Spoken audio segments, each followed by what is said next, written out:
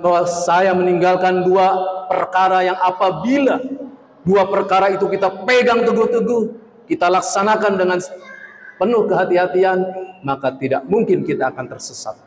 Ibarat kita naik kapal tidak mungkin akan tenggelam. Ibarat kita naik kendaraan tidak akan mungkin berbenturan, yaitu Al-Quran dan Sunnah Rasulullah Sallallahu Alaihi Wasallam. Assalamualaikum warahmatullahi wabarakatuh. Alhamdulillah wassalatu wassalamu ala Rasulillah Muhammad ibn Abdillah wa ala alihi wa sahbihi wa mawala. La haula wa la quwata illa billah, amma ba'd. Hadirin hadirat jamaah salat Isya yang mudah-mudahan senantiasa dimuliakan Allah. Puji syukur mari senantiasa kita panjatkan kehadirat Allah Subhanahu wa taala atas rahmah, hidayah dan inayahnya kita semua dapat melangkahkan kaki kita menuju masjid yang mulia ini untuk sama-sama melakukan rangkaian ibadah kita, yaitu sholat Isya dan insya Allah dilanjutkan sholat tarawih. Mudah-mudahan seluruh rangkaian ibadah kita senantiasa diterima oleh Allah Subhanahu wa taala. Amin ya rabbal alamin.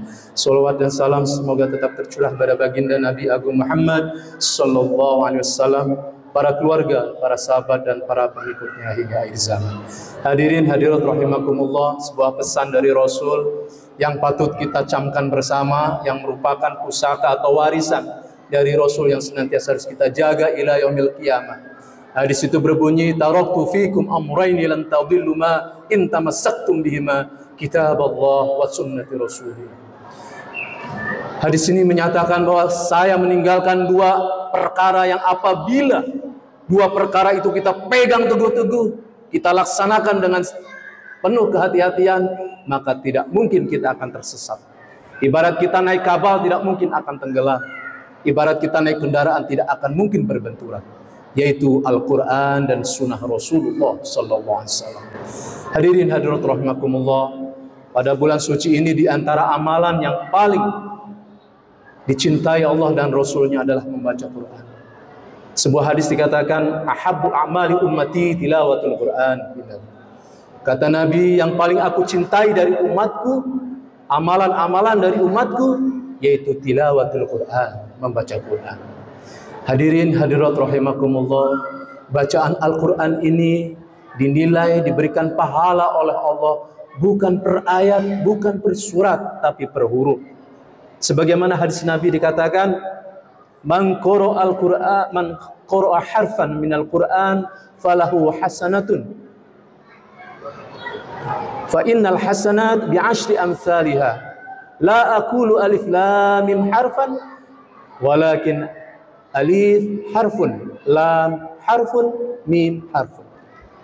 Hadis ini menjelaskan kepada kita bahwa barang siapa yang membaca Quran satu huruf, maka pahalanya satu kebaikan, dan satu kebaikan ini akan dilipat gandakan oleh Allah menjadi 10 kebaikan. Maka satu huruf adalah sama dengan kita berbuat 10 kebaikan.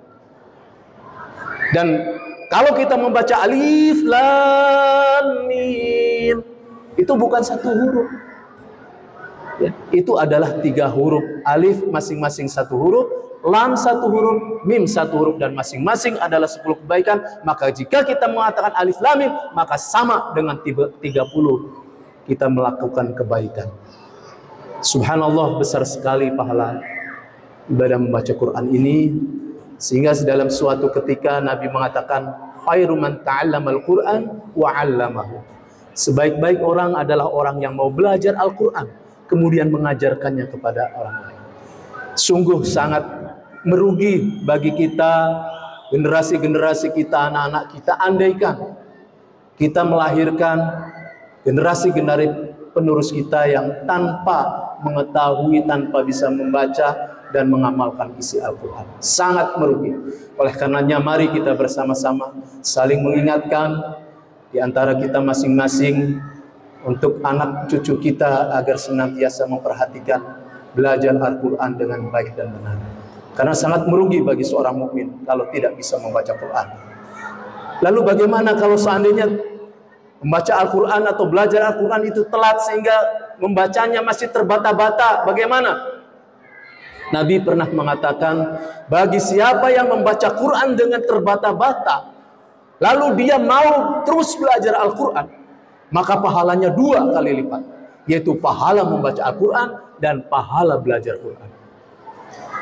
Oleh karenanya, hadirin hadirat rahimakumullah, marilah kita bersama-sama, khususnya dalam bulan suci Ramadan ini, terus kita kumandangkan ayat-ayat suci Al-Quran, tadarus, mempelajari, menghayati, dan tentunya mengamalkan. Dan isi dari kandungan Al-Quran secara garis besar mungkin ada 6 yang dapat saya sampaikan secara singkat.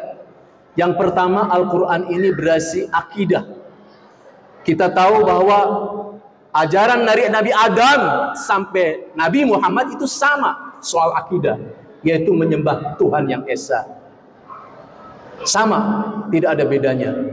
Kemudian yang kedua adalah isi kandungan Al-Quran adalah syariat.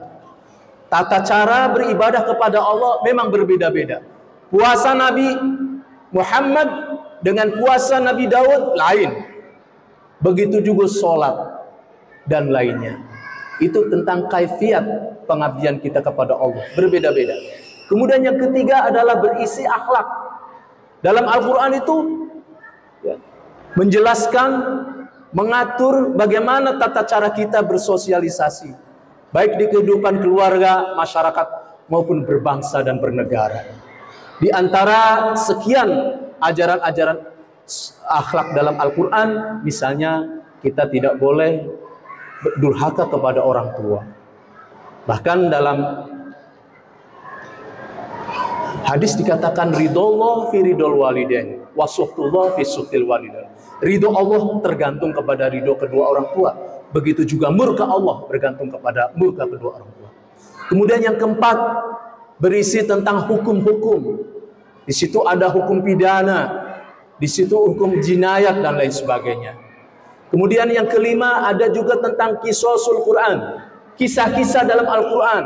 Banyak sekali kisah-kisah yang harus kita teladani, harus kita ambil pelajaran.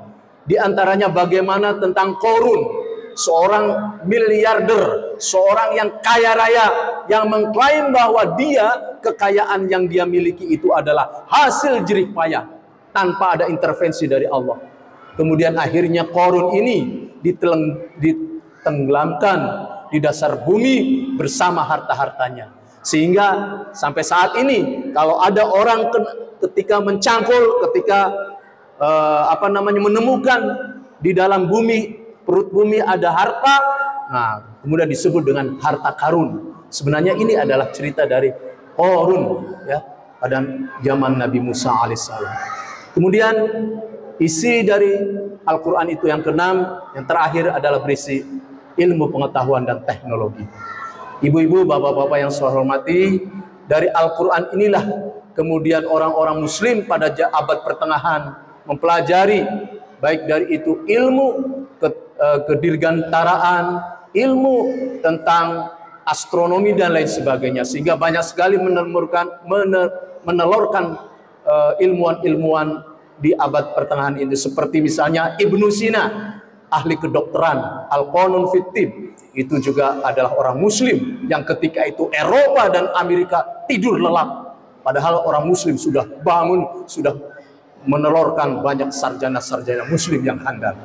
Itulah Bapak Ibu hadirin yang kami hormati, kuliah kultum yang sempat saya sampaikan pada sore ini, mudah-mudahan ada manfaatnya, dan marilah kita bersama-sama ciptakan generasi penerus kita menjadi generasi-generasi yang gemar membaca Al-Quran, menghayati sekaligus mengamalkan. Karena dengan Al-Quran inilah insya Allah kita akan mendapatkan syafaat sebagaimana sabda Rasul, Iqra'ul Quran fa innahu ya'ti yaumal qiyamati syafi'an li ashabih. Kata Nabi, bacalah Al-Quran karena nanti di akhirat Al-Quran itu akan memberikan syafaat, akan memberikan pertolongan bagi orang yang membacanya. Amin ya rabbal alamin. Demikian, terima kasih atas segala perhatian, mohon maaf atas segala kekurangan. Wallahul muwaffiq ila aqwamit thoriq. Wassalamualaikum warahmatullahi wabarakatuh.